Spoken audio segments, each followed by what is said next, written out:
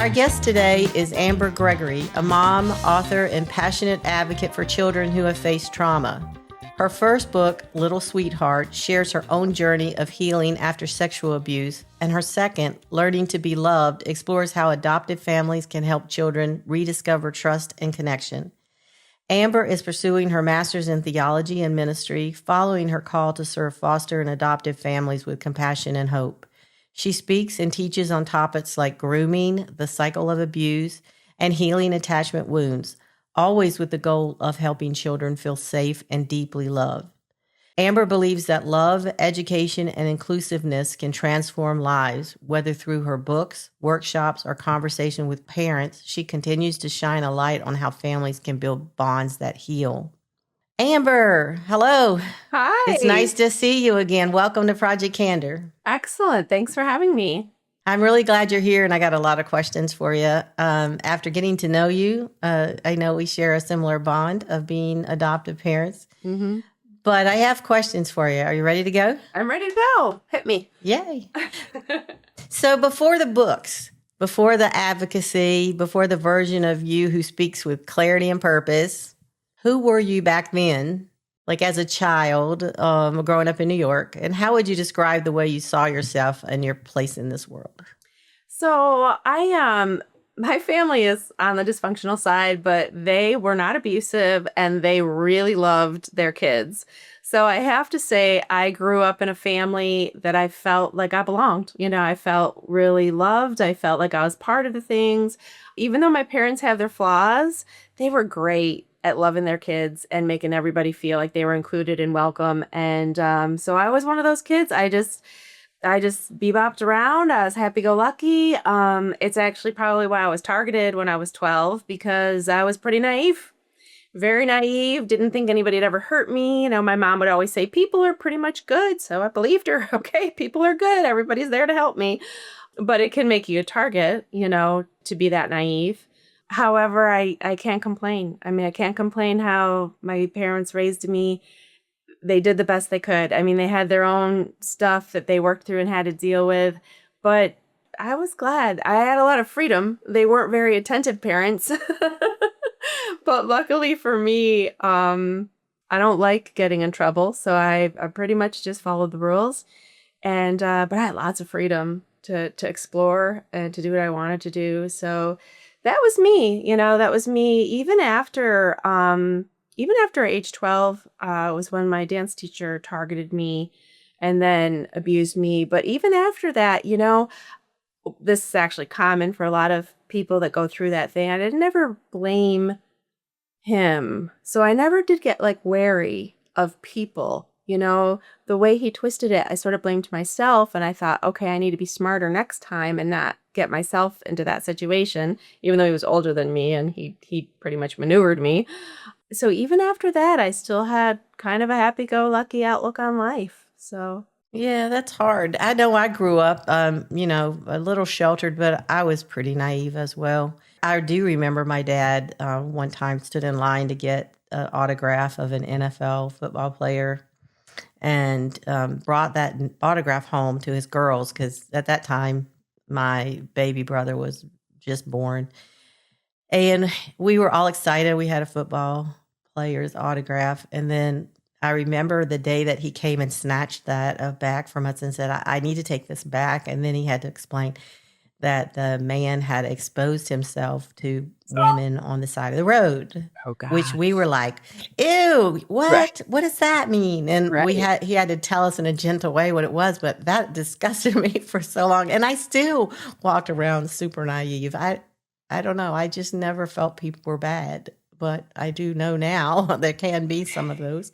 It's actually a trait, when you profile what kids are more likely to be targeted. Naive, overcompliant, eager to please, those are traits that many victims share. They're unfortunately easy targets. And they're just good kids. That's in my book. I say, the name of the book is Little Sweetheart, because I'm they're just good kids.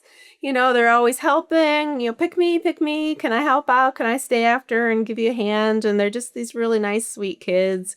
and then something bad happens to them because they are so nice and sweet. It's sad for me that Yeah. it's not the smart kids. Boy, those kids, they can see it coming. But the kids that just have no clue, they never see it coming. Yeah, that's so sad. That is It so is. sad. It is.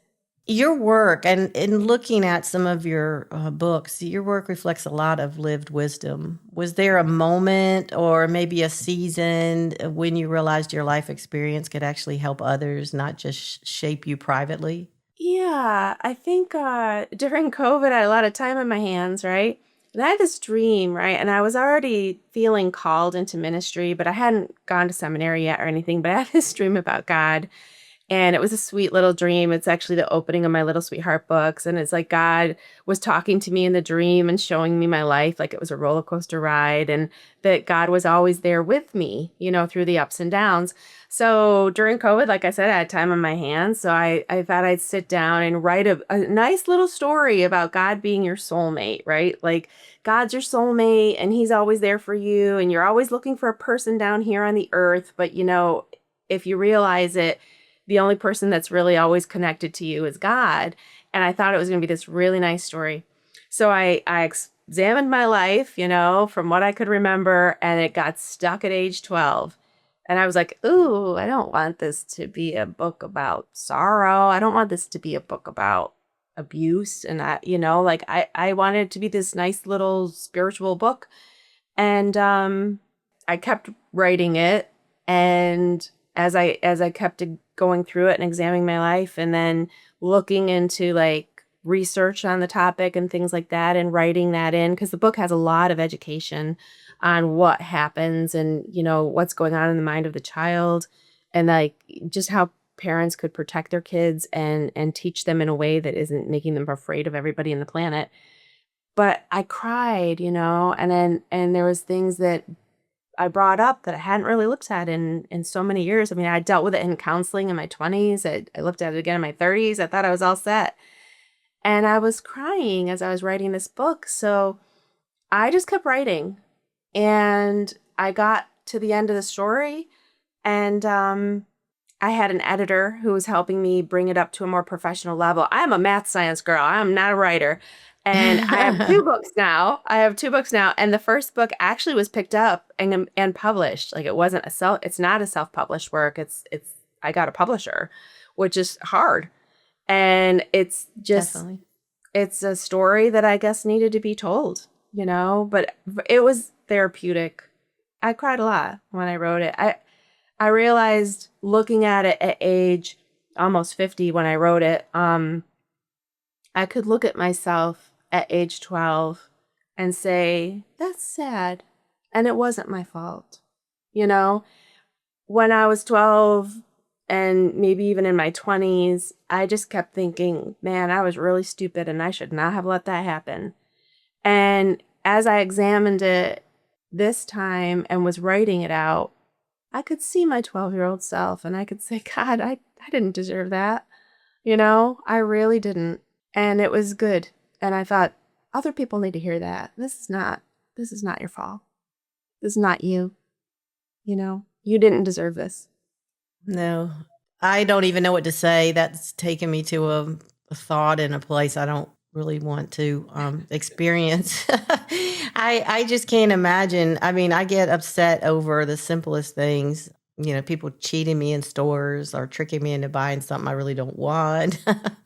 But being a child and then you have these emotions and you've done something that you're blaming yourself for. And then as you get older, then the older you says, you were stupid. Now that's another whole level of blaming yourself. And then you get up to this point. So I'm so glad that you were able to write this story. And that kind of leads me into the next question I had. So you've written these stories on a deeply personal topic, both of your books, but you do so with intention and professionalism. How did you decide how to tell your stories, like what to include, what to protect, and what mattered most for readers to understand? So with the Little Sweetheart book, that's about grooming and the cycle of abuse. That book just tumbled out of me. I wrote it in 3 months. And then we started shopping it around, and that just was like blah, blah, blah, blah, like came right out. But the reason I started writing that one is because I was actually starting what is now my second book, which finally got published. And I sat down to write that book because a counselor I was seeing and a counselor my daughter was seeing in the same week, two different counselors, said to me, your daughter couldn't have had RAD because it has a terrible prognosis. Kids don't get cured from that. And I said, oh no, she had it, and she had it bad. It was a serious attachment disorder, but she's great now.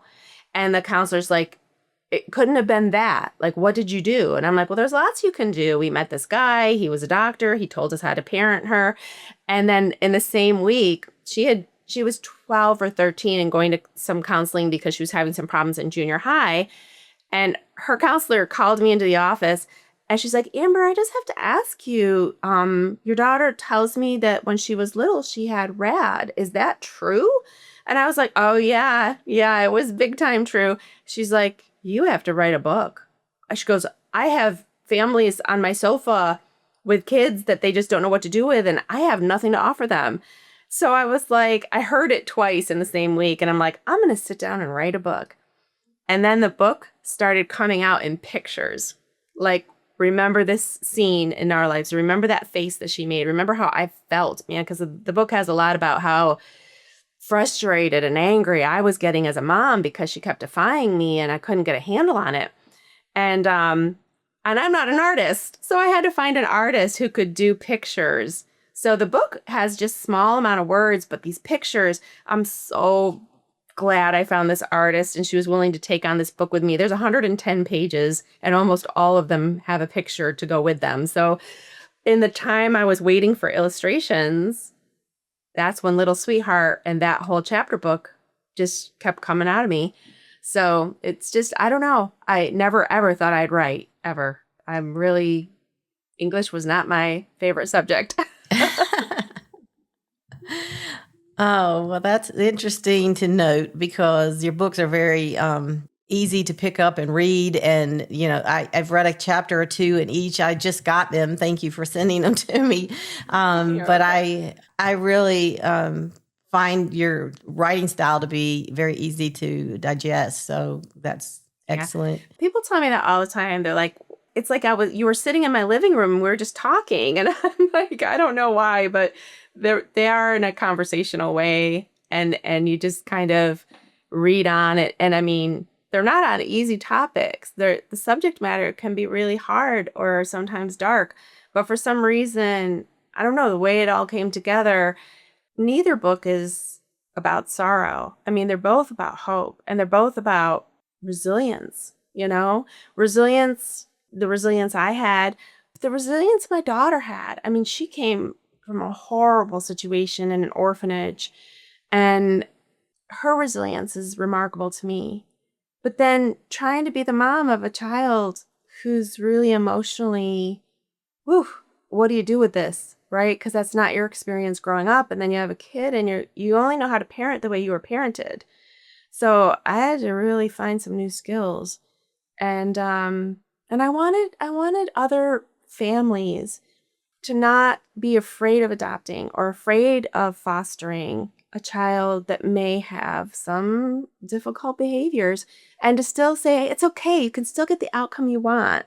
You just have to look at them differently, and logic and consequences are not going to work. Neither is anything punitive or punishing.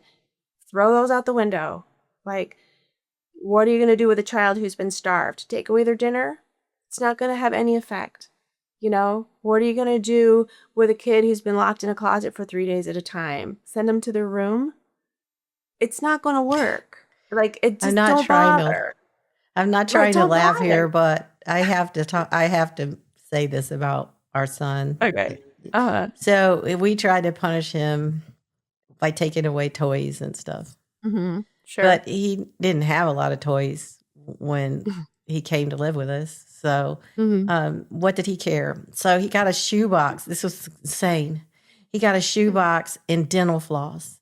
And he made a circus. I don't know what else he found, just junk. And he made a circus box with somebody going across a barbed wire or the whatever that thing is called where you cycle across it. It was absolutely genius.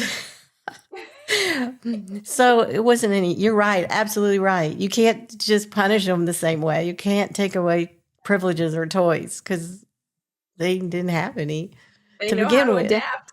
Yes, exactly. I mean, I we mean, were yeah. just shocked over what this little circus box was with dental floss and some, Yes.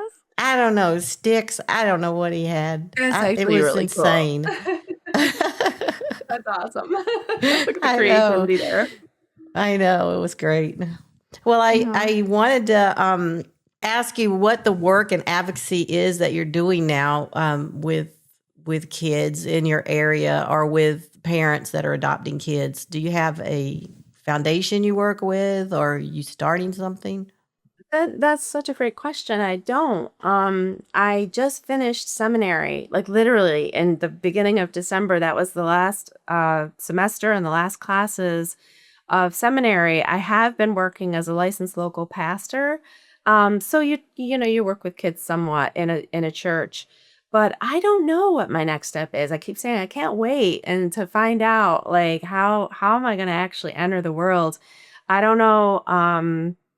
I've looked at some jobs in the foster care system. Nothing is really a good match for the degree that I got.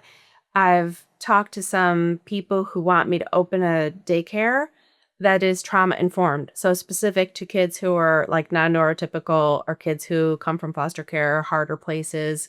To have a daycare that's trauma informed, that works with them in a way that is helpful and useful. That sounds exciting to me. So it's a possibility that I might be going back into business and doing a daycare, which is a different business than I had before the COVID pandemic. But um, you're I, using a term I've never heard before, but I want to dig into uh-huh. that. Trauma informed. That means that Yeah. you could Yeah. only be coming there if there is a specific diagnosis No, or just it that you've will gone through some. it will work for any child, right? It's like in my book I talk about using love and loving limits. I mean, it's strict. There's lots of limits, but everything you do with love, you do it to help the kid cope, you help them to feel that they are, if you yell at a kid or you like punish, right? If you punish or punitive in some way, kids who've been traumatized, man, they put a wall up and sometimes their behavior just gets worse, literally worse and worse and worse, and it's because they feel like they've got to protect themselves. Their protective instincts are really really honed because they've had to take care of themselves. They've had to protect themselves from whatever happened to them earlier in their lives. So when you're trauma informed, you recognize, I mean, there's more to it, right? There's three parts to your brain. You need to go back to the more emotional and primitive part of your brain. And if that gets engaged, fight, flight, freeze, like those responses are hardwired. They're not logically thinking like you're going to lose your train if you don't get in line with the other kids. They're just like in this like fight or flight or freeze emotional response. So when you're trauma informed, you recognize, oh boy, we just triggered this very primitive part of this child's brain. Don't even bother at that point to try to reason, logic, consequences, anything. This is not going to go anywhere. So at that point, what you want to do is help them feel safe. Help them bring that back down to you're safe. Nothing is going to be taken away from you. Nothing's going to happen to you. You're not going to be starved. You're not going to be beaten. You're not going to be like all the things that their brain has been protecting them from. They kick in, even though people who've not had trauma, they're like, just line up at the door. We're all going to go to the craft room, just line up at the door. It doesn't seem like a big deal. But if it gets triggered in a child who's had trauma, those could be fighting words. Line up at the door. Those could be Yeah. fighting words. And it's different. It would be probably more, it would be hard to go into the details in a shorter podcast like this.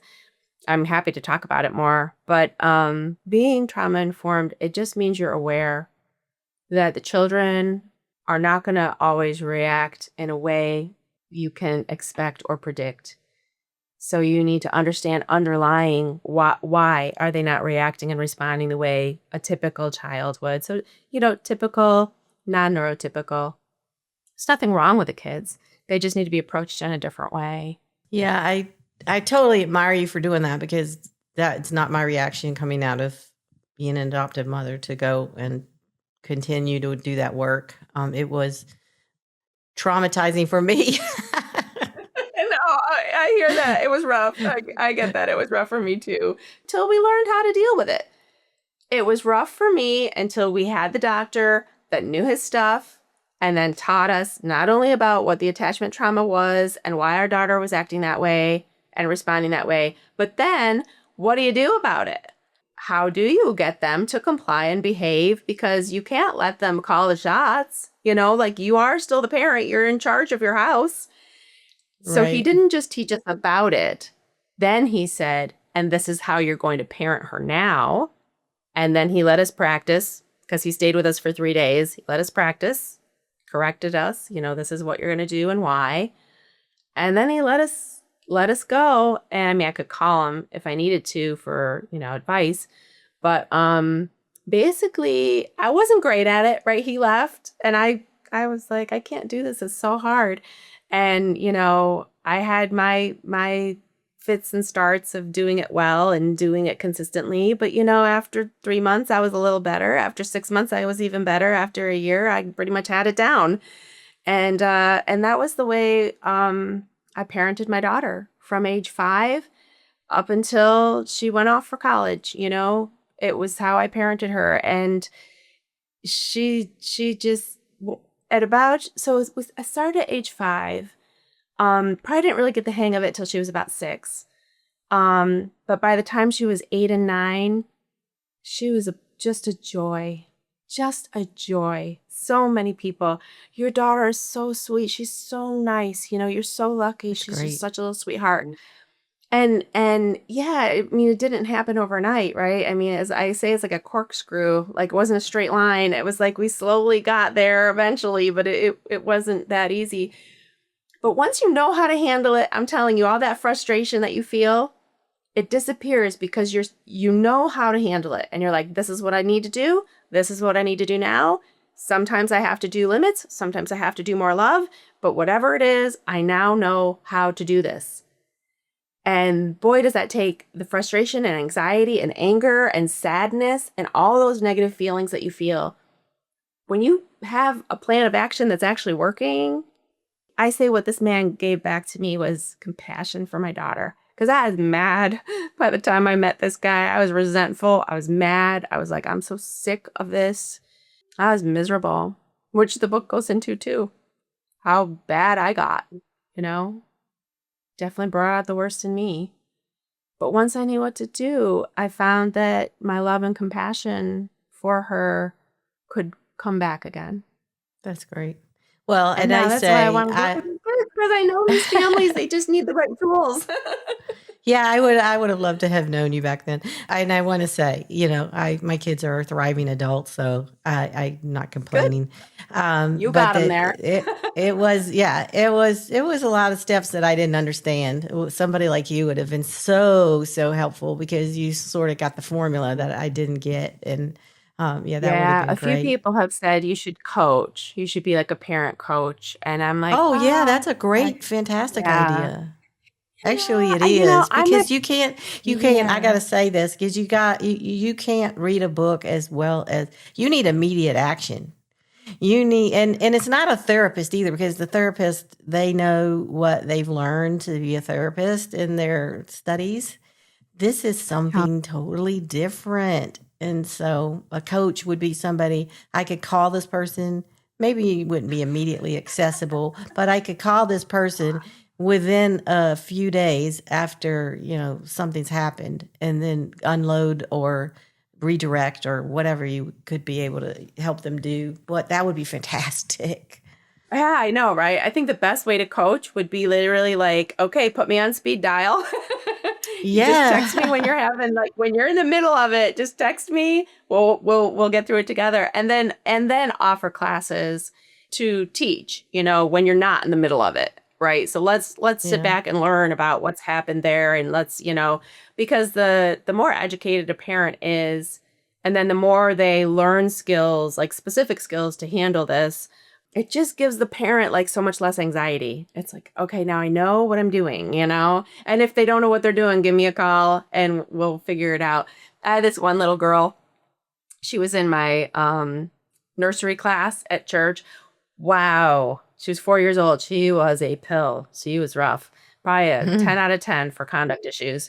And I just turned her around and I had no problems with her. And the mom was like, I wish you were her teacher. I wish you did this. I wish you did that. So the mom became a friend of mine because we went to church together. And I was like, I gave her the information and I'm like, I'm not trying to overwhelm you, but this will work. You know, this will work with your daughter. And if you need any help, let me know. And the first thing she said when she read it, she's like, were you a stay-at-home mom? And I said, okay, I did stay home with my kids when they were little. I took time off work and I stayed home, but you can do it without staying home. It's harder, but you can do it without staying home. And so she started doing it and she went through the same thing I went through initially. She's like, this is too hard. I can't do this, but I'm mad. But she got away with it. Like she didn't get a punishment. I'm like, she didn't need a punishment at that point. She needed to know you had a handle on her. Like her behavior was out of control. What she really needed to know was you had a handle on things so she could relax and calm back down. She didn't need a punishment. She needed trust. And it's just totally different. It's just totally different. Yeah, if you did a coaching thing, you would probably have a lineup of customers. You know, it would be so much. But you could also turn that into training the trainer because we had one therapist. I loved her, and I don't know if I'm allowed to say her name because I haven't told her I would, but I'll say her first name is Latrina. And she was there when, like a dog died. And we were like trying to explain it. But we've got kids that have had people die. And, Yeah. I don't know if I'm saying the right things to them. So she came right over that day. Even then, I think she even came to the vet when he was being put down because he ended up just dying so randomly over kidney stones at a really young puppy age, and it was just shocking. So, yeah, you would be a train the trainer. That would be also good because I don't think I've ever seen anybody like her. There was one person for my daughter and then one person for all the kids that, was good. But then we went through a lot of people that had no clue.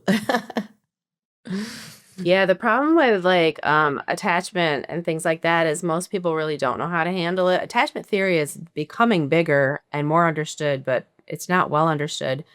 But I'm so glad you just said that because you said the trainer of the trainer. One thing that this doctor taught me, and he was so right. So he was a pastor before he went and got his PhD and then decided to do this instead. And he was used to going to people's homes, right? And looking at where they lived and their environment and their relationships with each other. He was just used to that as a pastor. He was able to apply that as a psychologist. And but he said, I don't need your child to bond to me. Like, don't take them to talk therapy once or twice a week. And then the therapist gets a good relationship with your kid. You have to have a good relationship with your kid. So he's like, I teach the parents. It's not even therapy. It's teaching. It's education. And he goes, I teach the parents because the parents are with that child 24/7. So you're just doing it all the time. It's not once a week or twice a week in an office. Because once or twice a week in an office isn't going to be effective. You're never going to get there. But when the parents are doing it, they're doing it at breakfast time. They're doing it when you say, he had this funny thing. He said, I would have people in my office and I would spend almost the whole time trying to provoke the child into showing me some kind of defiance. You go to somebody's house and the parent just has to say, eat your peas. And boy, you're there. Your kid is like, nope, not eating those peas. And he goes, it just didn't make sense to me to try to do this in a therapy office. It just made more sense to be in the home. Like, what's actually happening? They don't want to put their socks on. There we go. Let's talk about it now, So he was amazing. He's retired now, but when I wrote the book, I talked to him a lot. And to get like the underlying stuff and things like that, he's become a friend. So, well, I see a new business is train the trainer because I think you have a lot of knowledge that you could help individual trainer. Yeah, you could have individual support for parents. That's fine, and they probably everybody, lots of people need it, even for non-adopted kids. But they need more people that can do it. And mental health in the United States is Wow. at an all-time high for violence. So a lot of these acts come out of just misappropriated Oh yeah. anger as a child. And it's not the parents' Mhm. fault. It's just like exasperation of not the right tools. What we've been told is not correct. And I read a ton of books and a ton of different approaches to do things. I would say out of those, not many were helpful.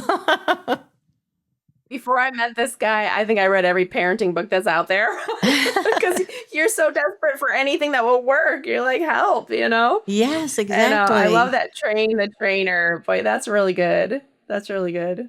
Yeah, that's what did in my career in IT, in technology, that's what we used to call it when you'd have a system that got input and you'd have training and stuff, and then you'd have to roll it out worldwide or something. So you'd have to have one person that knew it inside and out, and then they Cool. trained the trainers that would train the users that would, yeah. So that's not my I love verbiage. it. It's a technology thing for me.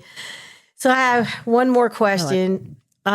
So when people like finish your books or hear you speak, what do you most hope they carry with them into their own lives?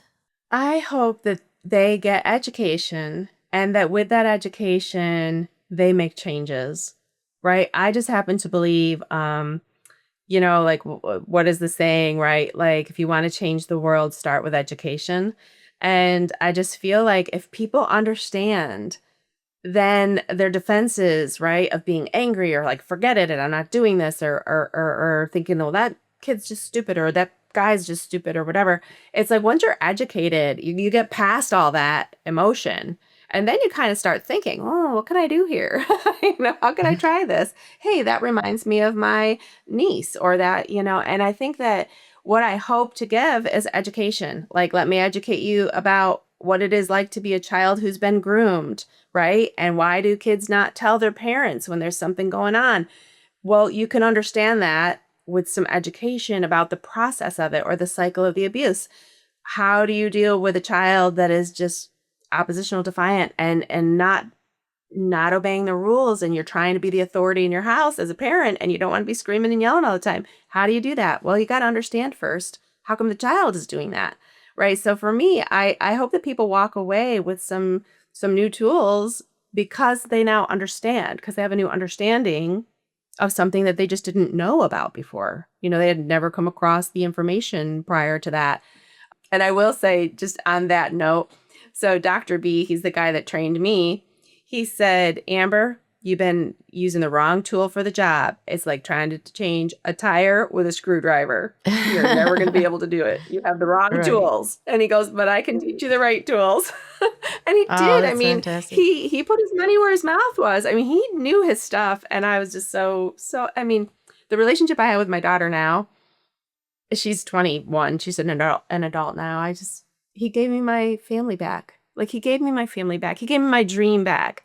He helped me feel good about being a mom again because man, I was yelling. I was resorting to, yanking her ponytails and stuff. I was just so not me because I was so frustrated and angry and nothing was working. So You get so over the top and you think, am I even effective anymore? Because I feel like I'm the child at this point you're because not I'm so angry. effective. You're not, yeah, Exactly. you're not effective. Yeah, it really can take you there. So, all right. We have come to the part which I love in this podcast, and that is going into our signature game, Two Truths and a Lie. And so Amber has Okay. sent me three headlines. Two are true and one is a lie. I haven't been told which is the lie yet. So what we're going to do is read these stories and I'm going to guess. And then we're going to let Amber talk about them. And then we'll find out which one is actually her lie. So let's see. Let me share my screen with those that are absolutely able to watch. This episode is sponsored by Rebel 180, the home of brave pivots and fresh starts. Rebel 180 is all about helping you rediscover what's possible when you stop settling and start listening to that little tug inside that says, life can be different. Whether you're navigating a career shift, dreaming about a new direction, or standing at the crossroads wondering if it's time for your own 180-degree turn, Rebel 180 is a reminder you don't need permission to change your story. Sponsor, we're stepping into the world of tech. Simple Socket Print, the lightweight, blazing fast label print solution designed for those who need reliability without the bloat. With version 1.5, you get instant printing in milliseconds, fully maintained print sequence, and automatic base 64 decoding, all without needing print driver installs. If you're running SQL Server 2016 or newer, Simple Socket Print 1.5 drops right in and gets to work. Keep your workflow simple. Keep your label printing fast with Simple Socket Print. Thank you to our sponsors. All right. So Amber, number one story, Amber and her husband adopted 2 children from Russia who are now adults. And we did talk about her adopting, so we know that. I don't know if we talked about Russia, but anyway. That one's got a giveaway. Number 2, as a horse enthusiast, Amber adopted, broke, trained 2 wild Mustangs from Nevada. And you live in New York, right? I live in New York. Okay. I've always lived in New York. Okay. So then the third one is during the COVID pandemic, Amber's husband cheated on her and she's okay with it. Okay. So I get to guess first. So I'm guessing number 3 is a lie. And then you're going to tell us, but don't tell me yet. Don't tell us yet. And for anybody playing along, they can. Now you've met Amber and she's talked a little bit. You can kind of see her personality. So I'm going with 3 because I wouldn't be okay with anything like that. But so let's hear your stories. What about number 1? So my daughter, my son was adopted first. He was 8 months old. He was adopted from Russia, an orphanage in St. Petersburg. He was in pretty good shape. My daughter was adopted when she was 2. She was adopted from a Russian orphanage in a very small town called Orsk. She had been severely neglected and starved and traumatized and abused. So she came on board with a lot more problems. Number 2. Okay, so as a horse enthusiast, right, I adopted, broke, and trained 2 wild Mustangs from Nevada. So this, you guys will have to decide if that sounds a little far-fetched. How did you get them from Nevada to New York? I did not go to Nevada to break them or adopt them. So actually Cornell is kind of near me. It's about an hour from my house. And Cornell University hosted an adoption. So they brought in all these horses from Nevada, these wild Mustangs, and they all have a brand on their neck. It says US and then a number. And you did like a lottery, like a number lottery, and you picked when you could pick the horse you wanted. So they had them all in pens. And I was like number 8 to pick. So I picked my first choice. And it was a mare. She was 3 years old. And my husband was like 15th person to pick. And he also chose a mare. It was not his first pick. And that mare was only 2 years old. And so we had to get them in a trailer, which was pretty difficult because these wild Mustangs were wild. And we trailed them back to the stables that we both worked at and started our journey. So it took about a mare a year is a female, right? And a stud is a male. Yeah. Is that how it goes? Okay. So gelding. Well, a stallion would be an ungelded male. Normally a gelding is what you would call, so you'd say a mare or a gelding. So a mare is a female. A gelding is a male that can't breed anymore. You usually would not want to keep a horse. A male horse you wouldn't want to keep as a breeder unless you wanted to breed that horse. Those are stallions. That means they can still breed, but they're much harder to handle. They are very aggressive usually. So it's they geld the male horses when they're younger so that they don't get so aggressive. Did you do the whole thing to break them, or did you hire somebody? No. So my husband, well, we were both horse enthusiasts, so we know a lot about horses.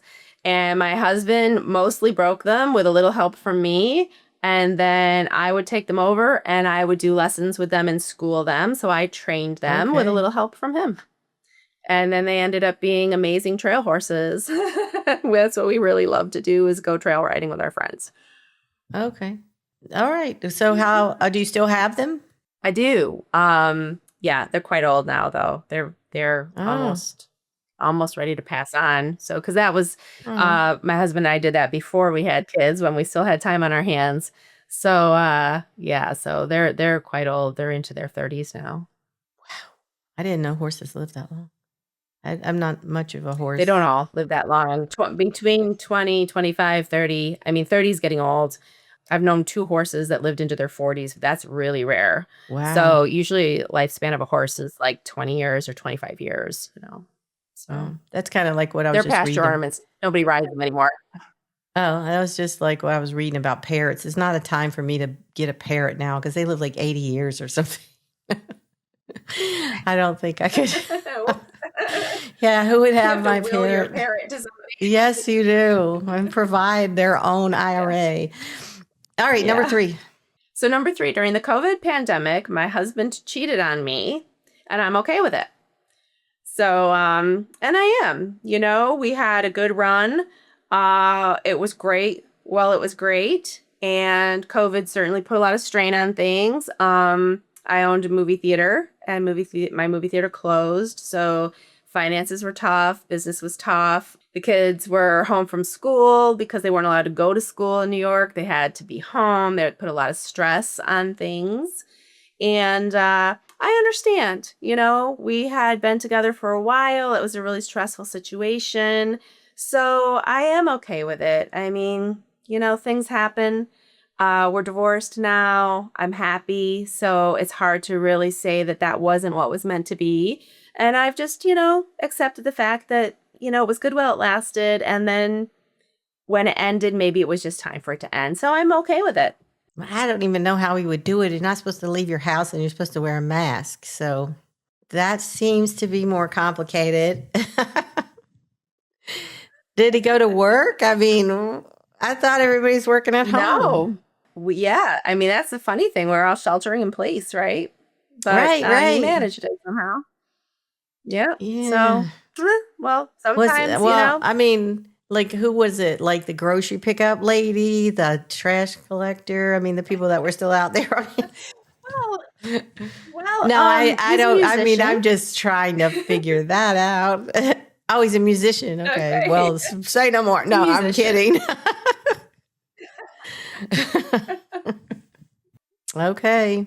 Mm-hmm. Well, here, you said something in there that was just like, okay, you owned a movie theater that closed. I mean, isn't that a story in itself? I mean, gee. It is. I loved being a movie theater owner. I had a movie theater for 31 years. That was my baby. I loved it. It's so great. I grew that business from 2 screens to 3 screens to 5 screens. Then we put in party rooms. Like, I just loved that business so much. But you know what? COVID changed a lot of things, and the movie theaters have mostly gone under. So I didn't know what to do. I lost my baby. Oh, wow. But even so, I mean, you got such a diverse set of skills here. Now we've added movie theater owner, and unbelievable. My life is very... How would we even know that unless you had told us about the number 3? So, I mean, I guess the way you said everything, number 3 is actually the lie. You were not okay with it, or which one's the lie? That's the lie part. So my husband did cheat on me. And I will say I'm mostly okay with it, but not completely. But mostly because she's 20 years younger than me. Oh. So wow, that was a little hard. So it was the grocery delivery person. I don't know. No, I'm not 100% sure how they met. I think it was started like with an online thing, and they kind of chatted and stuff, and then it kind of progressed somehow. I don't know. COVID put a lot of strain on our marriage. I think part of it with my business closing and things like that. And it's just a lot of stuff. And the kids being at that home, point were you know, young still. yeah, the kids were still home at that point. And so it put a lot of strain on things in general. And I had actually already asked him to move out. And then after he moved out, I found an email account. And that's so we shared a computer and he left his password auto-saved. So, Oh. so I was on Google one day and when you click on your little thing, it'll bring up other accounts. And there was an account on there and I was like, I don't recognize that account. What the heck is that? So I click on it and it has the password filled in and I'm like, So I click go, right? And it opens up this whole account and I was like, oh, Surprise, my surprise, goodness. surprise. He had quite the alternative life happening online. And then, my gosh. like I said, we were already separated. So he was dating her. And whether it was an emotional affair when we were still married and living together, whether it had started before that, I can't say for sure. But yeah, I'm okay with it, but I'm not all the way okay with it. Yeah, it's not a okay cool with it. thing. It's not a cool thing to happen to anybody, but we don't want to dig him a grave here. But yeah, I wouldn't have been okay with it either. I'm happy now. And yeah, I mean, I'm happy now. He had a big problem with me wanting to pursue a career with God or in the church or something like that. I ended up going off to seminary and I loved every minute of it. So it's like, it's just weird. I just feel like that door closed, but another one opened. And, I can't regret it too much now. Maybe a couple of years ago, it would have been a little harder to say that. Oh, wow. Well, I know people have listened to you and they are probably wanting to get in touch with you. So I'm going to tell them how they can do that here. Sure. My pleasure. You can find your books online. Well, first of all, your big quote here is survive and thrive. And that you want to say anything about that? Then okay. Many of us who've endured trauma, we get through it, right? You get through it and you go to work and you put that behind you and you say, that's over and done with. I'm not going to think about it anymore. And I'm not the only person that uses this slogan, survive and thrive, but I love it. Like, it's not just surviving it. It's not just getting through it. It's not just like, fine, I didn't die from that. And now I'm moving on with my life. It's like, no, you're going to thrive from it. You're going to be stronger. You're going to be more vibrant. You're going to be more intelligent. You're going to be like more empathetic to other people. Like, there's a way to get through trauma, your own personal trauma, your child's trauma, whatever, that you don't just have to survive it, that you can literally take it and it can be like fertilizer for your own growth. And that's the thriving part. When you take that thing or those some things that happened and you don't just survive it and stuff it, and pretend it didn't happen or never want to talk about it. But you say, you know what? I'm going to take this. And that's going to be my catalyst for growth. And that's what I feel like I was fortunate enough to do in both situations. Nice. So there are links here. You can contact Amber directly at her LinkedIn address or YouTube channel, website, or Facebook author page.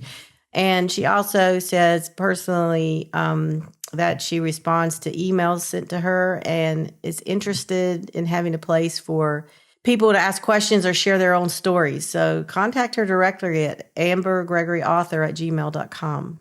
So Amber, thank you so much for being on. I'm so happy that we had you today and that you could share your stories with us. It was a pleasure to meet you. Thank you so much for doing this. It's so important for people to be able to share their stories.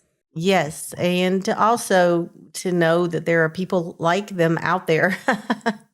And and that they're not alone, because I think sometimes everybody is looking for something that is a high paying executive job somewhere or a movie star or a rapper, musician, something.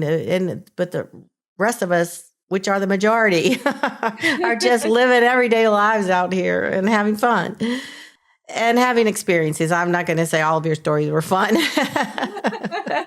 They weren't fun at the time, but right. Hi, well, thank you so much. It was my pleasure to be here. Thank you for inviting me.